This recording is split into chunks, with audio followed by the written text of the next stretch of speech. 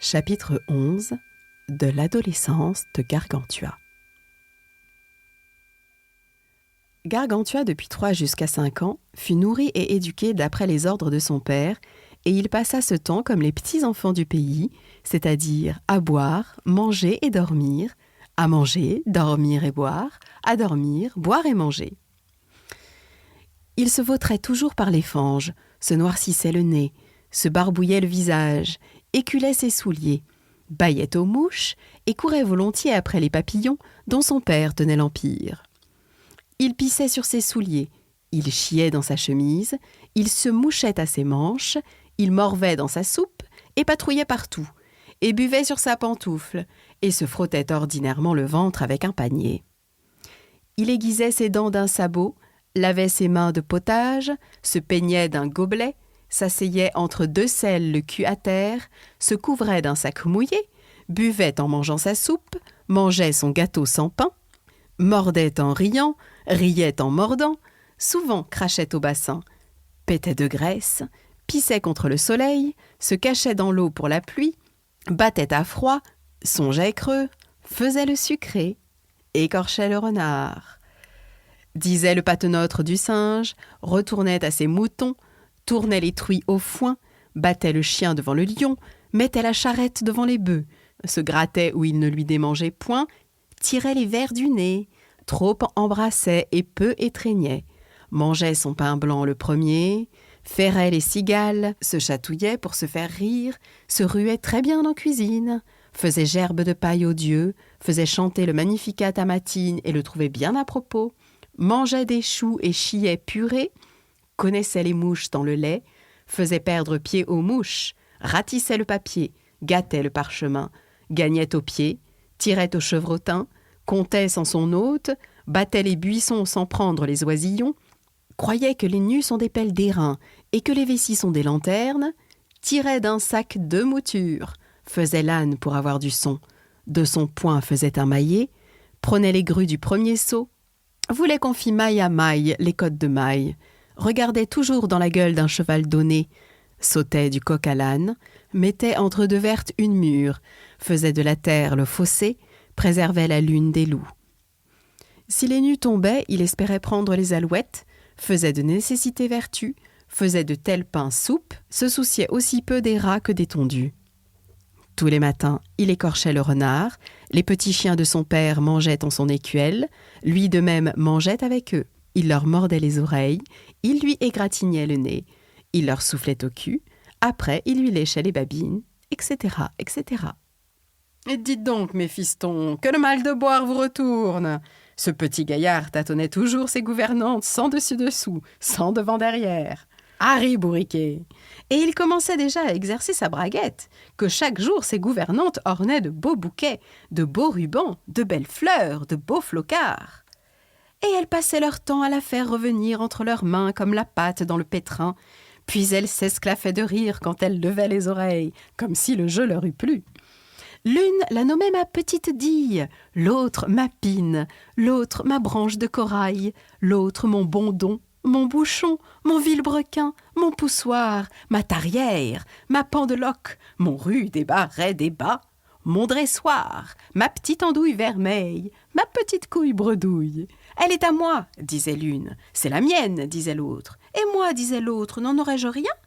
Par ma foi, je la couperais donc. Ah, couper, disait l'autre, vous lui feriez mal, madame. Coupez-vous la chose aux enfants?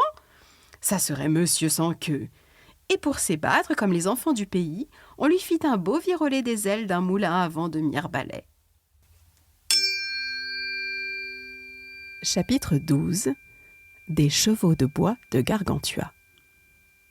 Puis, afin que toute sa vie il fût bon cavalier, on lui fit un beau grand cheval de bois, qu'il faisait piaffer, sauter, voltiger, ruer et danser tout ensemble.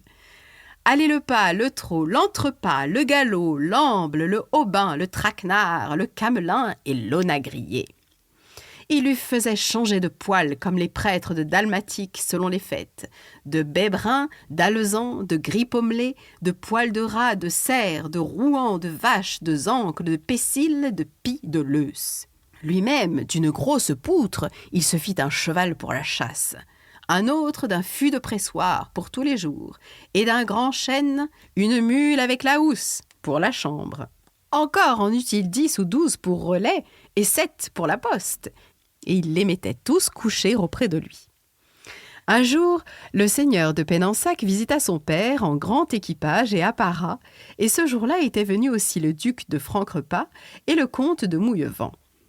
Par ma foi, le logis fut un peu étroit pour tant de gens, et tout particulièrement les écuries.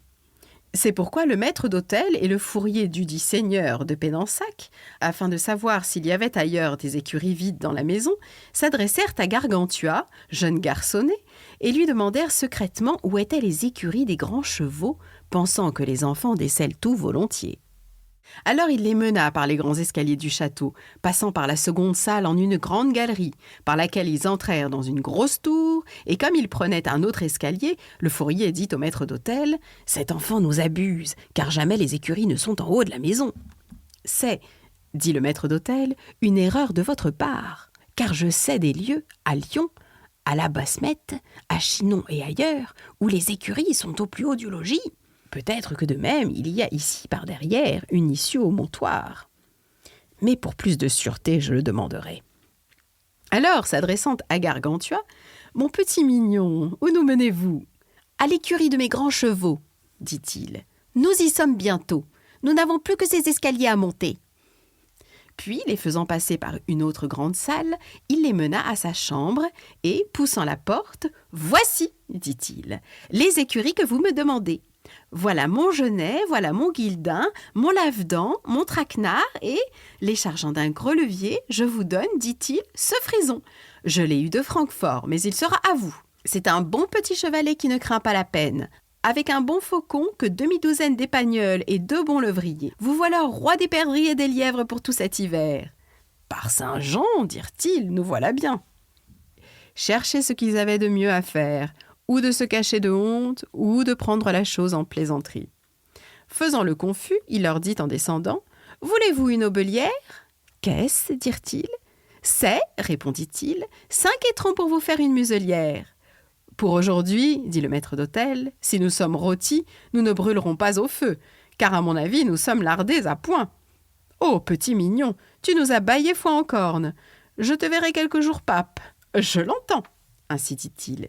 Mais alors, vous serez papillon, et ce gentil papeguet sera un papelard tout à fait. C'est à voir, c'est à voir, dit le fourrier.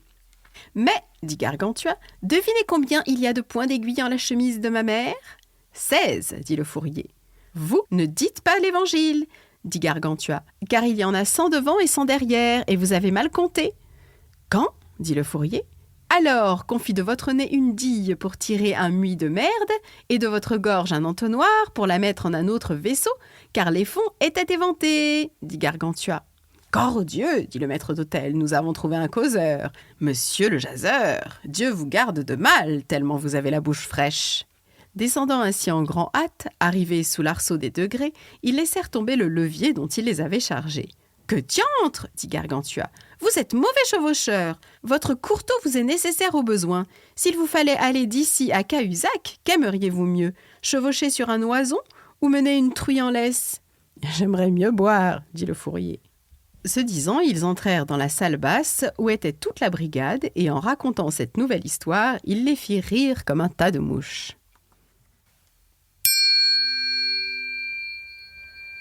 Chapitre 13. Comment Grangousier connut l'esprit merveilleux de Gargantua à l'invention d'un torche-cul.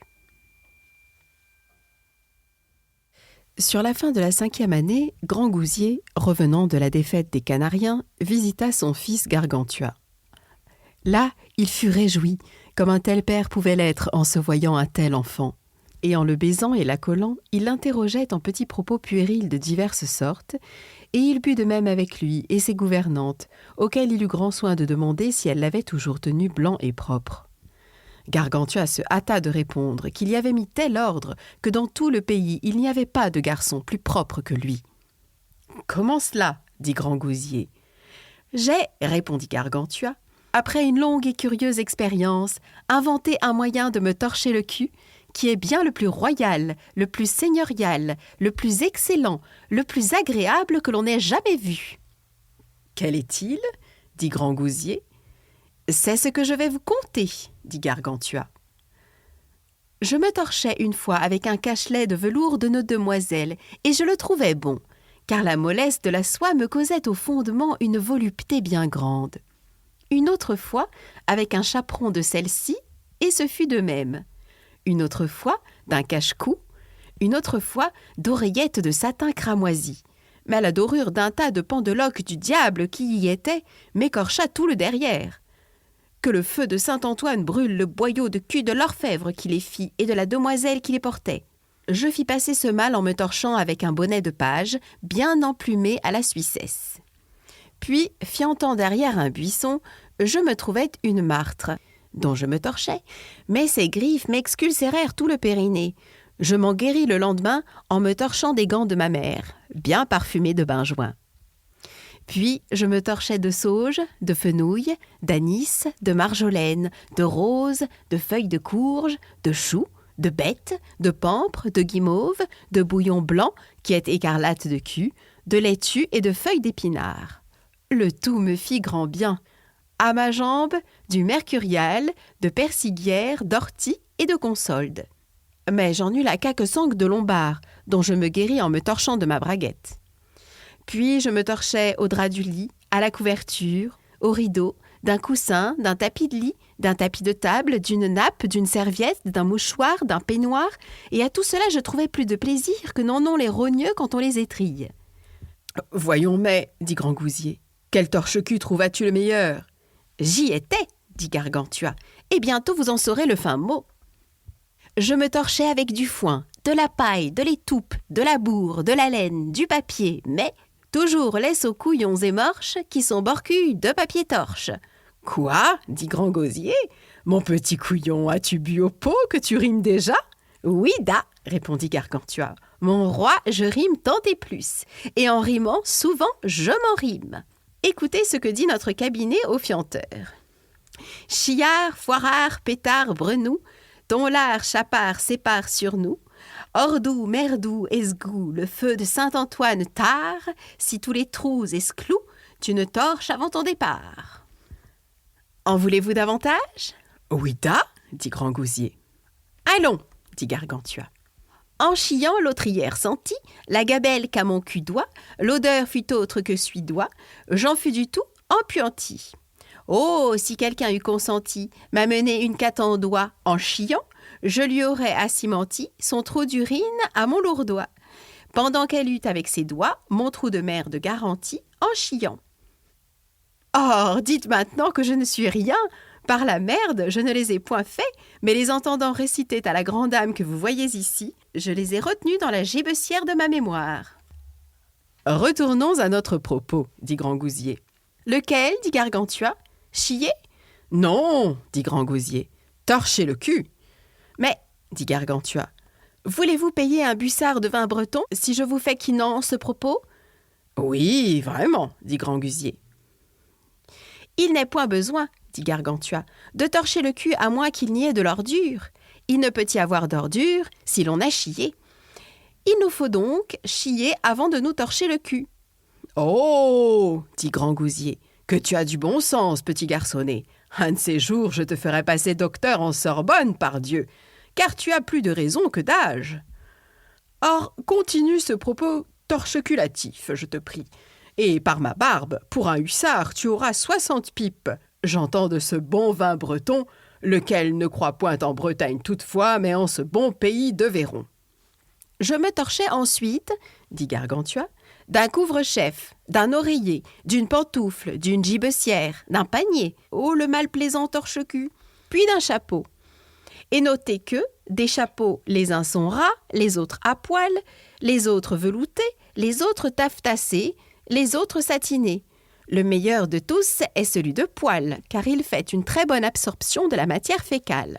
Puis je me torchais d'une poule, d'un coq, d'un poulet, de la peau d'un veau, d'un lièvre, d'un pigeon, d'un cormoran, d'un sac d'avocat, d'un capuchon de moine, d'une coiffe, d'un piège. Mais, concluant, je dis et je maintiens qu'il n'y a tel torche-cul qu'un oison bien duveté, pourvu qu'on lui tienne la tête entre les jambes.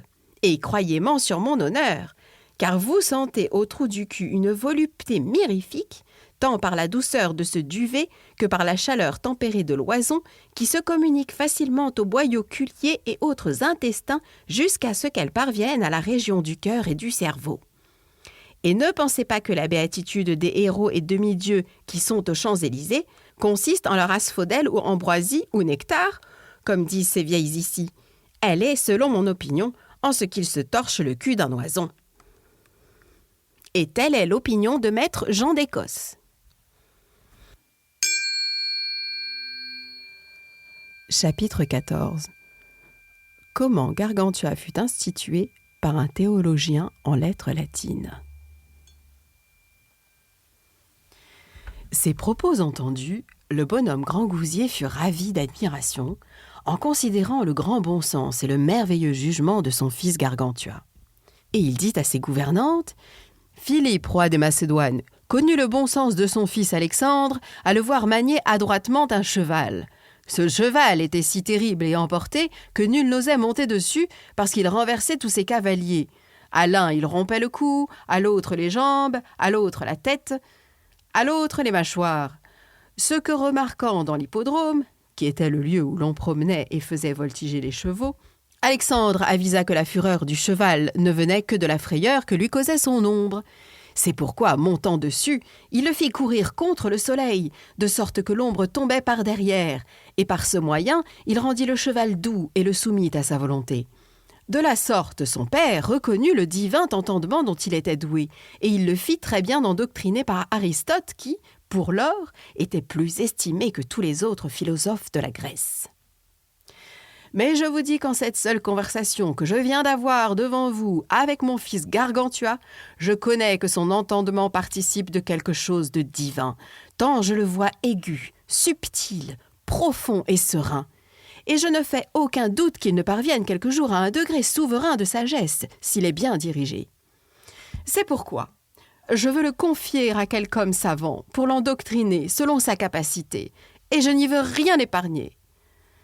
De fait, on lui indiqua un grand docteur en théologie, maître Tubal Holoferne, qui lui apprit son alphabet, si bien qu'il le disait par cœur à rebours, et il y mit 5 ans et 3 mois.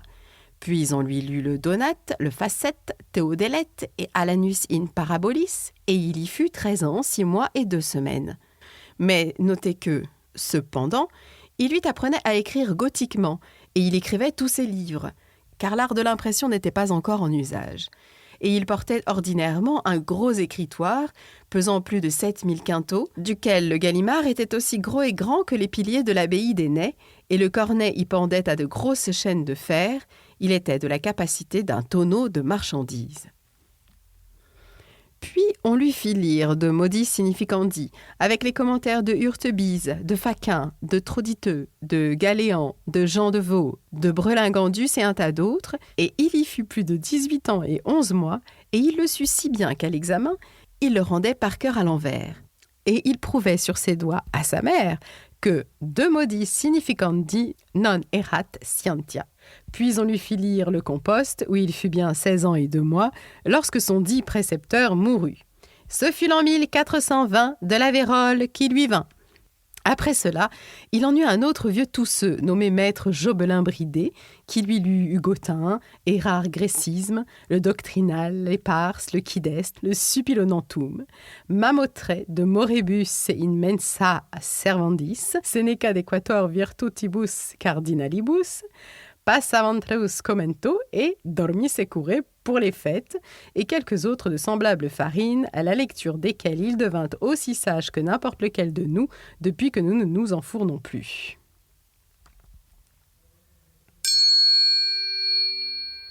Chapitre 15. Comment Gargantua fut mis sous d'autres pédagogues. À la longue, son père s'aperçut que vraiment il étudiait très bien, et qu'il y consacrait tout son temps, et que cependant, il ne profitait en rien. Et qui, pis est, il en devenait fou, niais, tout rêveux et rassauté. De quoi se plaignant à don Philippe des Marais, vice-roi de Papeligos, celui-ci lui fit comprendre qu'il vaudrait mieux ne rien apprendre que d'étudier de tels livres sous de tels précepteurs. car leur savoir n'était que bêterie, et leur sapiens n'était que moufle, abâtardissant les bons et nobles esprits, et corrompant toute fleur de jeunesse. Prenez par exemple, dit-il, quelqu'un de ces jeunes gens du temps présent qui est seulement étudié 2 ans. S'il n'a meilleur jugement, meilleure parole, meilleurs propos que votre fils, meilleur entretien et plus de politesse dans le monde, réputez-moi à jamais un mangeur de lard de la Brenne. Cela plut fort à Grangousier, qui commanda qu'il fût fait ainsi. Le soir, au souper, ledit Desmarets introduisit un jeune page de Villegongis nommé Eudémon, si bien peigné, si bien attifé, si bien brossé, si honnête en son maintien, qu'il ressemblait plutôt à un petit ange qu'à un homme. Puis il dit à Grangousier : « Voyez ce jeune enfant, il n'a pas encore 12 ans. Voyons si bon vous semble, quelle différence il y a entre le savoir de nos rêveurs mathéologiens du temps jadis et les jeunes gens de maintenant. » L'essai plut à Grangousier, et il commanda que le page ouvrît la conversation.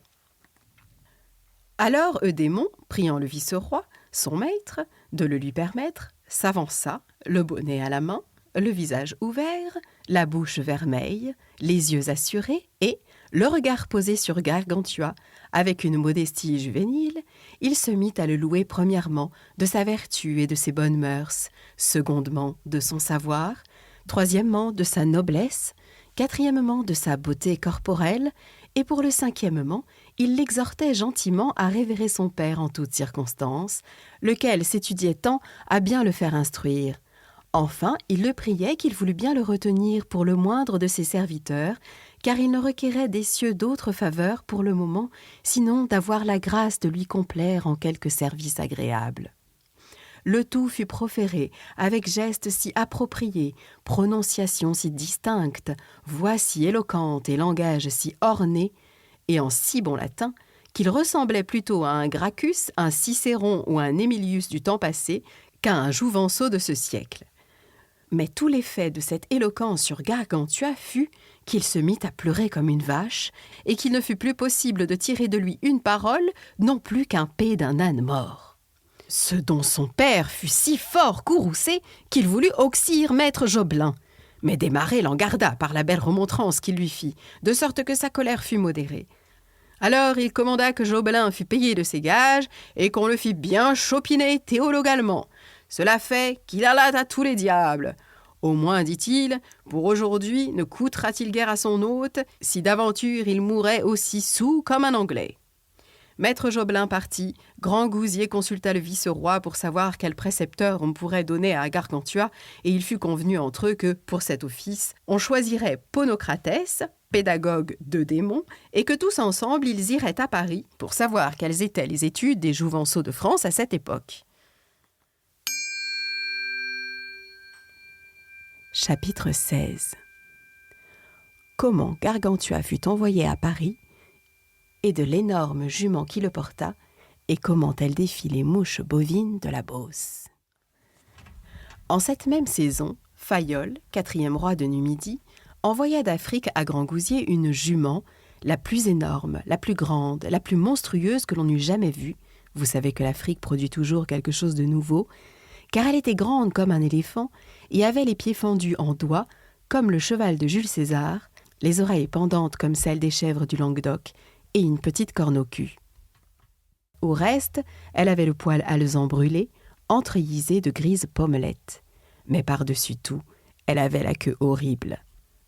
Car elle était très peu moins grosse que le pilier de Saint-Marc près de Langeais, et carrée, avec des touffes ni plus ni moins à n'y crocher que le sont les épis de blé. Si vous vous émerveillez de cela, émerveillez-vous aussi, et même davantage, de la queue des béliers de City, qui pesait plus de 30 livres, et de celle des moutons de Syrie, auxquels il faut, si Thénault dit vrai, ajuster une charrette au cul pour la porter, tant elle est longue et pesante. Vous n'en avez pas une pareille, vous autres paillards de pays plats. Cette jument fut amenée par mer sur 3 carrasques et un brigantin, jusqu'au port d'Olonne en Talmondois. Lorsque Grangousier la vit, « Voici bien l'affaire, dit-il, pour porter mon fils à Paris. Or ça, de par Dieu, tout ira bien. Il sera grand clerc dans l'avenir. S'ils n'étaient messieurs les bêtes, nous vivrions comme des clercs. » Le lendemain, après boire, cela s'entend, ils se mirent en route, Gargantua, son précepteur Ponocrates et ses gens, Avec Eudémon, le jeune page. Et parce que le temps était serein et tempéré, son père lui fit faire des bottes fauves. Babin les nomme brodequins. Ainsi, ils passèrent joyeusement leur chemin et firent toujours grand chère jusqu'au-dessus d'Orléans. Là, ils trouvèrent une ample forêt de la longueur de 35 lieues et de la largeur de 17, ou environ. Cette forêt était horriblement fertile et abondante en mouches bovines et en frélons, de sorte que c'était une vraie briganderie pour ces pauvres juments, ânes et chevaux. Mais cette fois, la jument de Gargantua vengea honnêtement tous les outrages perpétrés sur les bêtes de son espèce. Car à peine furent-ils entrés dans la dite forêt, et les mouches et frélons lui ayant livré l'assaut, elle dégaina sa queue, s'escarmouchant, et si bien les émoucha qu'elle en abattit tout le bois, à tort et à travers, de ça, de là, par-ci, par-là, en haut, en bas, en long, en large, dessus, dessous, elle abattait le bois comme un faucheur fait de l'herbe. En sorte que depuis, il n'y eut ni bois ni frélons, tout le pays fut réduit en campagne. Gargantua, voyant cela, y prit un plaisir bien grand, sans autrement s'en vanter, et dit à ses gens « Je trouve Beauce !» D'où ce pays fut depuis appelé la Beauce. Mais tout leur déjeuner fut de bâillé. En mémoire de quoi encore à présent, les gentilshommes de Beauce déjeunent de bâillé, et ils s'en trouvent fort bien et n'en crachent que mieux. Finalement, ils arrivèrent à Paris, où Gargantua se rafraîchit 2 ou 3 jours, faisant cher lit avec ses gens et s'enquérant quel gros savant était pour le moment dans la ville et quel vin on y buvait. Chapitre 17. Comment Gargantua paya sa bienvenue aux Parisiens et comment il prit les grosses cloches de Notre-Dame. Quelques jours après qu'ils se furent rafraîchis, il visita la ville et fut regardé de tout le monde avec admiration. Car le peuple de Paris est tant sot, tant badaud et tant inepte de nature, qu'un battleur, un porteur de rogatons, un mulet avec ses grelots, un vieilleux au milieu d'un carrefour rassemblera plus de monde que ne ferait un bon prêcheur évangélique. Et ils le poursuivirent avec tant d'acharnement qu'il fut contraint de se reposer sur les tours de l'église Notre-Dame, où, étant et voyant tant de gens assemblés autour de lui, il se prit à dire clairement « Je crois que ces maroufles veulent que je leur paye ici ma bienvenue et mon propitiat. Je vais donc leur donner le vin, mais ce ne sera que Paris. » Alors, en souriant, il détacha sa belle braguette et, tirant son membre en l'air, les compissa si aigrement qu'il en noya 260 410 et 8, sans les femmes et petits-enfants. Quelques-uns d'entre eux évitèrent ce pisse fort grâce à la légèreté des pieds. Et quand ils furent au plus haut de l'université, suant, toussant, crachant et hors d'haleine, ils commencèrent à renier et à jurer. « Les plaies de Dieu, je renie Dieu, Frandienne, Vestub en la mer, Procap de Dius, das dich Gotts leden sehend, Pote de Christo, ventre Saint-Quené, Vertu guau, par Saint-Fiacre de Brie, Saint-Trégnant, je fais vœu à Saint-Thibaut, pas que Dieu, le bonjour Dieu, le diable m'emporte, foi de gentilhomme, par Saint-Andouille, par Saint-Gaudegrin qui fut martyrisé les pommes cuites, par Saint-Foutin l'apôtre, par Saint-Vit, par Sainte-Mamie, nous sommes baignés Paris. » Toute la ville fut depuis nommée Paris, laquelle auparavant on appelait Leucès, comme dit Strabon au livre 4, c'est-à-dire en grec blanc-bête, blanchette, à cause des blanches cuisses des dames du dit lieu. Et attendu qu'à cette nouvelle imposition du nom, tous les assistants jurèrent chacun les saints de sa paroisse, les Parisiens, qui sont faits de toutes gens et de toutes pièces, sont par nature et bons jureurs et bons juristes, et quelque peu impertinents, ce qui est cause que Joannimus de Baranco, libro de copiostate reverentiarum, estime qu'ils sont dits parisiens en grécisme, c'est-à-dire fiers en langage. Cela fait, il se mit à considérer les grosses cloches qui étaient dans l'édite tour et les fit sonner bien harmonieusement. Cela lui fit venir la pensée qu'elle servirait bien de clochette au col de sa jument, qu'il voulait renvoyer à son père, toute chargée de fromage de Brie et de harengs frais. De fait, il les emporta en son logis. Pendant ce temps, vint un commandant Jean Bornier de Saint-Antoine pour faire quête suille, lequel, pour se faire entendre de loin et faire trembler le lard au charnier, les voulut emporter furtivement, mais par honnêteté les laissa, non parce qu'elles étaient trop chaudes, mais parce qu'elles étaient quelque peu trop pesantes à porter.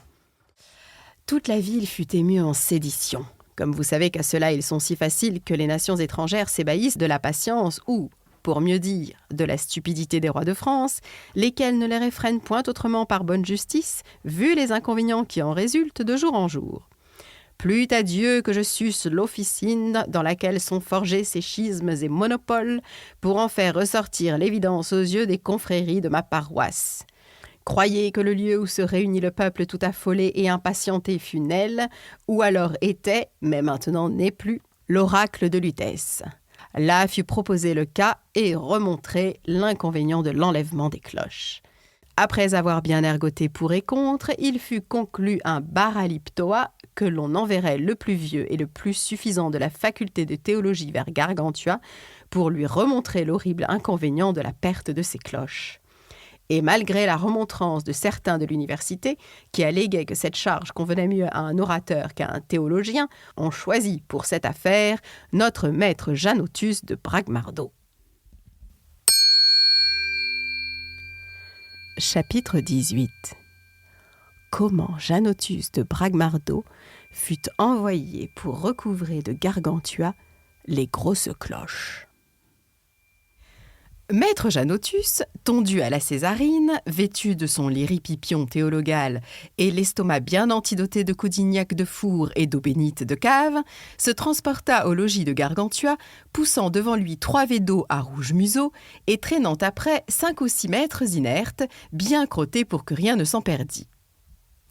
Ponocratès, à l'entrée, les rencontra et en fut effrayé, les voyant ainsi déguisés, car il les prit pour des masques hors du sens commun. Puis il s'enquit auprès de quelqu'un des 10 maîtres de la bande ce que voulait dire cette momerie. Il lui fut répondu qu'il demandait que les cloches leur fussent rendues. Ce propos entendu, Ponocratès courut dire les nouvelles à Gargantua, afin que pour avoir sa réponse prête, il délibérât sur le champ ce qu'il y avait lieu de faire. Gargantua, averti du cas, appela à part Ponocratès son précepteur, Philotome son maître d'hôtel, Gymnaste son écuyer et Eudémon. Et sommairement conféra avec eux sur ce qu'il y avait tant à faire qu'à répondre. Tous furent d'avis qu'on les menât à la buvette et que là, on les fit boire théologalement et, afin que ce tous ceux n'entrât pas en vaine gloire, parce que à sa requête on lui aurait rendu les cloches, l'on décida d'envoyer chercher, pendant qu'il chopinerait, le prévôt de la ville, le recteur de la faculté et le vicaire de l'église, auquel avant même que le théologien eût exposé sa commission, l'on délivrerait les cloches. Après quoi, l'on ouïrait sa belle harangue. Cela fut fait, et les susdits arrivés, le théologien fut en pleine salle introduit et commença comme s'ensuit, en toussant. Chapitre 19. La harangue de maître Janotus de Bragmardo faite à Gargantua pour recouvrer les cloches. Nadies, monsieur, et nadies et vobis, messieurs. Ce ne serait que bien que vous nous rendissiez nos cloches, car elles nous font grand besoin. Nous en avons bien l'autre fois refusé de bon argent de ceux de Londres en Cahors et de ceux de Bordeaux en Brie qui les voulaient acheter pour la substantifique qualité de la complexion élémentaire qui est antronificité et la déterrestréité de leur nature quiditative pour extranéiser les halos et les turbines sur nos vignes, non par les nôtres à la vérité, mais celle-ci d'après. Car si nous perdons le pio, nous perdons tout, et sens et loi. Si vous nous les rendez à ma requête, j'y gagnerai 10 pans de saucisses et une bonne paire de chausses qui me feront grand bien à mes jambes, ou elles ne me tiendront pas promesse. Oh, pardieu, dominez, une paire de chaussées bonnes, et vir sapiens non arborebiteam, n'a pas la paire de choses qui veut, je le sais bien pour ce qui est de moi. Avisez, dominez, il y a 18 jours que je suis à matagroboliser cette belle harangue. Redite que sunt Césari, et quaerunt deideo, ibi jacet lepsus, par ma foi... Dominez, si vous voulez souper avec moi in camera, par le corps Dieu, claritatis, non facimeus bonum cherubin, ego occidi onum parsum et ego habit bonum fenum. Mais, de bon vin, on ne peut faire mauvais latin. Or sus de parte Dei date nobis clochas nostras. Tenez, je vous donne, de par la faculté, un sermones de ultimo que utinam, vous baillez nos cloches. Domine, vultis etiam pardononos, per diem vos abebitis et nihil paiabitis.